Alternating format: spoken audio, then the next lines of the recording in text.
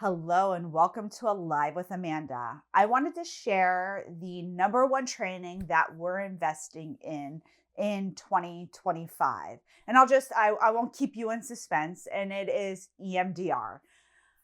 We are getting so many requests for EMDR therapy. There has been a lot of very good press, a lot of very good coverage on EMDR. People are becoming more savvy around trauma and they are learning the appropriate treatments for trauma, right? Like the classic like CBT and even, psychodynamic therapy is really not the treatment of choice anymore. It's really EMDR, any trauma focused types of modalities.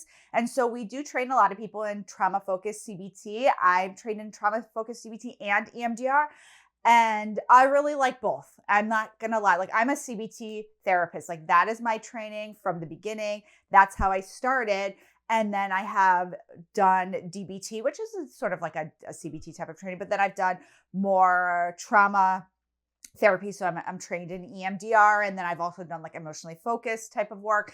And so I've really started as a CBT therapist. I do, whether people like want to comment on this or not, like I do find value in CBT. I don't think it's like a panacea for everything, but I do think like having some foundation in CBT is really important. It's CBT continues to be the number one thing that is requested by people who are calling in for our office. It is like so ubiquitous that people are, it is like the thing that is really asked for and searched for in our area, but we're slowly starting to see that more and more people, or not even slowly, like quickly, starting to see that more and more people are requesting EMDR training. So we're working on getting as many therapists that are interested trained in EMDR. We already have a handful of, or a good amount of people trained in EMDR. They generally get full faster than people who are not trained in EMDR, just because, again, so many people are requesting EMDR and people really want a trauma focused approach. And then the other kind of thing that happens is that other therapists, maybe that are full, they really look for people who are trained in EMDR. And so a lot of referrals will come from other therapists. So not just everybody like in the community will send those referrals, but other therapists will send those referrals. And so I'm not suggesting that's the only good training out there right now. There's tons of great trainings. There's a lot of things that I'm seeing trends, like a lot of trainings in somatic work, a lot of trains like in, IFS is another really popular one, polyvagal theory. Like there's a lot of trainings that I'm seeing like other people are talking about. And I think that is like, no, I can tell you that no one is calling at all, at least our office, and asking for any like somatic types of therapies. Now, that's not to say people aren't looking for it, but when I look at like Google and I'm looking at like stats, like what are people requesting? It's really like EMDR, CBT, DBT. Those continue to be the strongest things. And any kind of like relationship counseling, a lot of people are not calling and asking for Gottman. But when you say, hey, I'm trained in Gottman, or I'm trained in these other, like, other relational types of modalities, they like that. And so I am a big proponent of evidence-based trainings and treatments.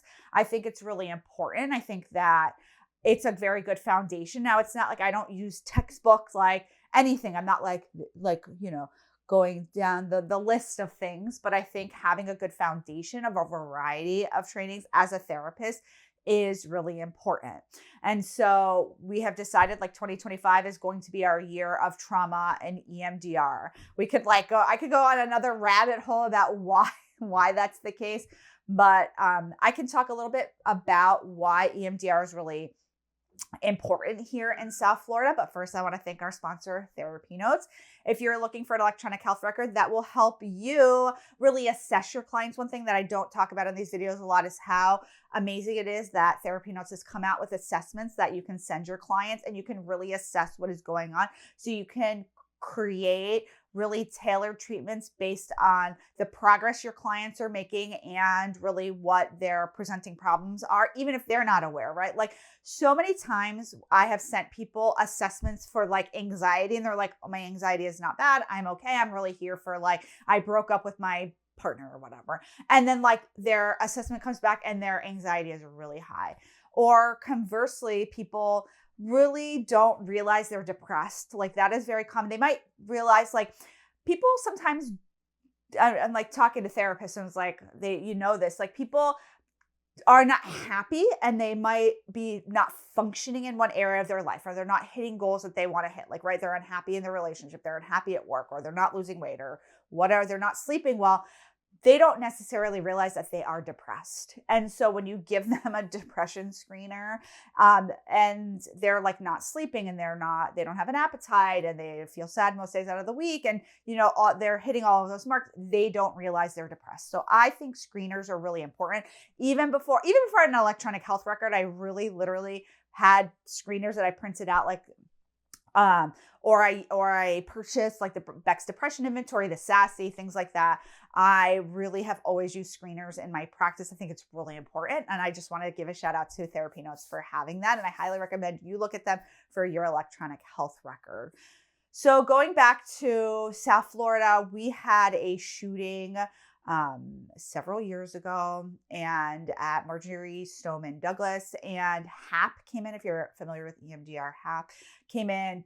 I got my training through them. So many people got their training through HAP who came in, and there were a lot of really instrumental therapists in this area who really brought trauma training and trauma experience to our community. And to this day, we still get clients who are affected by the shooting. We get clients probably more than I think people even realize that were either a part of the shooting, that are survivors, or that went to the school, or parents, or are just people in the community, people who are involved in the legal case. It's just been so many people. I'm getting emotional even thinking about it. And so something like an EMDR training is so helpful to have in your communities when something strikes, right? And like you hope that these things never happen, but unfortunately things happen. And they can be small T's, it can be big T's. And having that training and being prepared, I think is really, really important. So I hope you consider getting some type of trauma training, if it's EMDR training or something else. I think it is really, really beneficial for you, your clients, and your community. I hope this was helpful. I'll see you soon, everybody. Bye.